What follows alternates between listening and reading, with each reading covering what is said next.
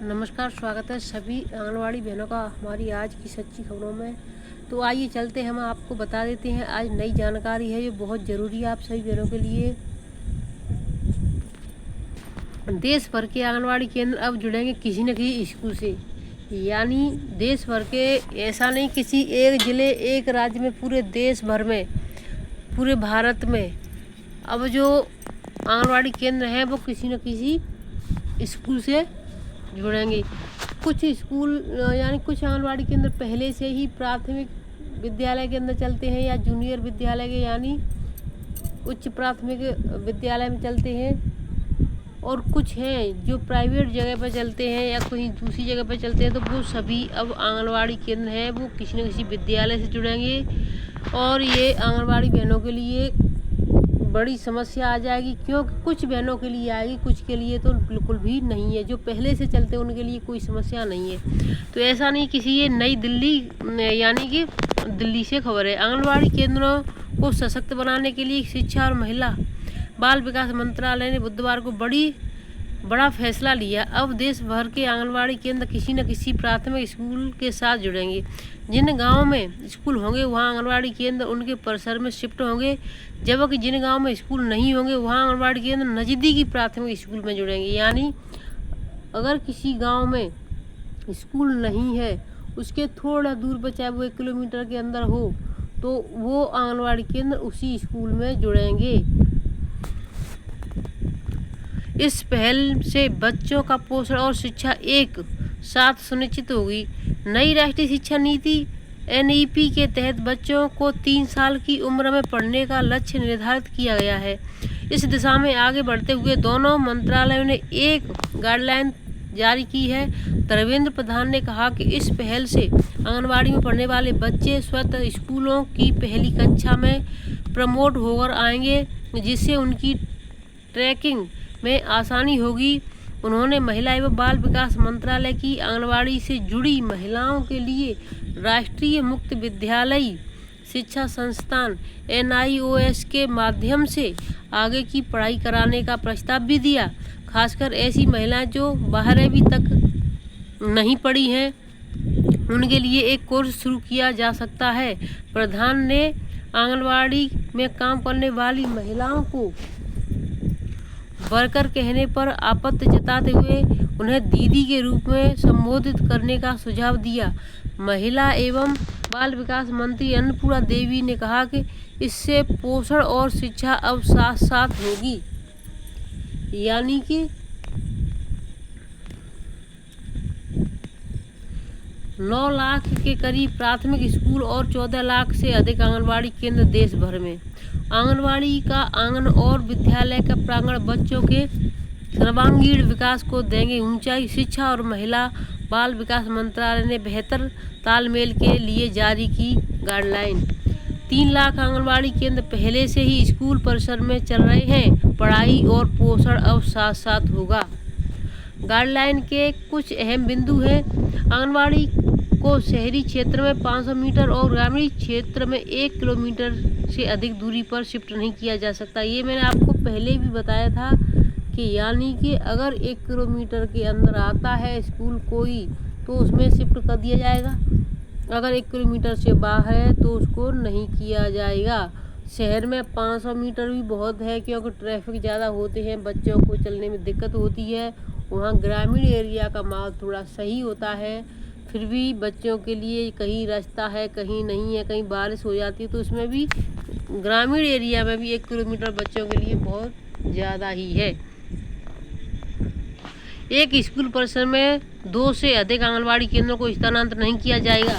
यानी अगर एक स्कूल है तो उसमें 2 आंगनवाड़ी केंद्र चल सकते हैं, 2 से अधिक नहीं। तो 2 केंद्रों को चलाने का मौका दिया जा सकता है। आंगनवाड़ी के लिए स्कूल परिसर में एक हवादार और सुरक्षित कमरा होना चाहिए। साथ ही शौचालय और खेलने के लिए जगह परिसर भी हो। यानी शौचालय तो होगा ही होगा, लेकिन खेलने के लिए भी, बच्चों के लिए भी जगह होनी चाहिए। स्कूलों के शिक्षक और आंगनवाड़ी कार्यकर्ताओं के बीच बेहतर समन्वय स्थापित किया जाएगा। अब देखिए आंगनवाड़ी और स्कूल के जो टीचर हैं उनके बीच बेहतर समन्वय किया जाएगा, यानी दोनों आपस में मेल जोल, कौन कब आ रहा है कौन कब नहीं आ रहा है इस चीज़ का। लेकिन सरकार को इन चीज़ों पर ध्यान नहीं है कि वहाँ 80,000 वहाँ 60,000 टीचरों को मिलते हैं, वहीं आंगनवाड़ी को सिर्फ 6,000 मिलते हैं, वो भी समय से नहीं। तो बताइए 80,000, 60,000 और 6,000 का समन्वय कैसे हो सकता है। सरकार को इन चीज़ों पर नहीं कभी फोकस किया, सिर्फ और सिर्फ आंगनवाड़ियों पर काम बढ़ाते जा रहे हैं। समन्वय स्थापित किया जाएगा। आंगनवाड़ी के बच्चों को पढ़ाने के लिए तकनीकी का उपयोग किया जाएगा। जिला शिक्षा अधिकारी और जिला कार्यक्रम अधिकारी समन्वय के लिए मासिक बैठक करेंगे, यानी अभी बैठक होगी, जैसे ही बैठक हो जाती है जिला अधिकारी समन्वय बैठक करेंगे, उसके बाद आंगनवाड़ियों को टीचरों के हवाले कर दिया जाएगा कि आप दोनों समन्वय यानी आपस में तालमेल बना करके इन बच्चों को पढ़ाएंगे। तो ये देखिए सरकार की मंशा नई है, लेकिन आंगनवाड़ी बहनों के लिए कुछ नहीं पहले किया, न अब कर रही है और ना ही शायद आगे कभी भविष्य में करेगी। खासकर यूपी सरकार, बाकी सभी राज्यों में सही है। प्री प्राइमरी बाल वाटिका आंगनवाड़ी केंद्रों को सीएम पोषण मिशन के साथ जोड़ने के लिए सरकार पूरी प्रतिबद्धता के साथ कार्य कर रही है। इन बच्चों को अभी से सीएम पोषण मिशन के साथ जोड़कर भविष्य की उन संभावनाओं को आगे बढ़ाने के लिए हम सबको तैयार होना होगा। योगी आदित्यनाथ, मुख्यमंत्री उत्तर प्रदेश। तो देखिए अपने हाथों से मुख्यमंत्री जी खुद बच्चों को खाना खिला रहे हैं, यानी अब से सही पोषण होगा तभी बच्चे हमारा देश का भविष्य बन पाएगा। लेकिन बच्चों को पोषण करते करते कुपोषण को दूर करते पोषाहार देते हुए आंगनवाड़ी खुद कुपोषण का शिकार बन रही है, इसकी कोई देखभाल नहीं है। बच्चों की पढ़ाई और पोषण अब साथ साथ होंगे। 9 लाख के करीब प्राथमिक स्कूल, 14 लाख से अधिक आंगनवाड़ी केंद्र हैं देश भर में, 3 लाख आंगनवाड़ी केंद्रों का। अब देखिए ये जो मैंने अभी बताया था नई उसमें नई तरीके से निकलेगा। मैं आपको इसमें एक जानकारी देना चाहूँगी जो बहुत ज़रूरी है आप सभी बहनों के लिए। कुपोषण पर जिला पोषण समिति की समीक्षा बैठक। तो यानी कुपोषण पर जिले में बैठक हुई है, समीक्षा बैठक संपन्न हुई है। और इसमें क्या निकल के आया है, ये आगरे की खबर है बहनों, आगरा से है ये। तो मैं आपको बता देती हूँ, इसमें आंगनवाड़ी कार्यकर्ता व अधिकारियों की बैठक लेते जिला अधिकारी, यानी आंगनवाड़ियों की और अधिकारियों की। जिला अधिकारी अरविंद मलप्पा बंगाली ने बुधवार को कलेक्ट्रेट सभागार में जिला पोषण समिति के साथ समीक्षा बैठक की। फतेहाबाद और पिन्हाट विकास खंड में KYC और फेस रिकॉग्निशन सिस्टम FRS की प्रगति रिपोर्ट सबसे कम होने पर संबंधित CDPO को कार्य में लापरवाही बरतने पर सेवा समाप्ति की चेतावनी दी है। किसको दी है? CDPO को कार्य में लापरवाही बरतने पर सेवा समाप्ति की चेतावनी दे दी गई है। अब से CDPO पर ये चेतावनी है तो देखिए आंगनवाड़ियों पर कितनी गाज गिरने वाली है। ये 2 ब्लॉक हैं, पिन्हाट, फतेहाबाद और पिन्हाट। जिला अधिकारी ने पोषण ट्रैकर पर बच्चों के वजन और लंबाई की रिपोर्ट मांगी।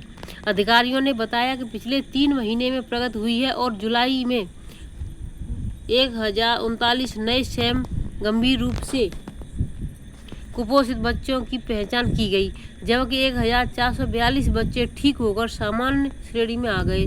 जिला अधिकारी ने इन बच्चों की नियमित निगरानी के साथ उनके माता पिता को सही खानपान और स्वच्छता के प्रति जागरूक करने के लिए निर्देश दिए।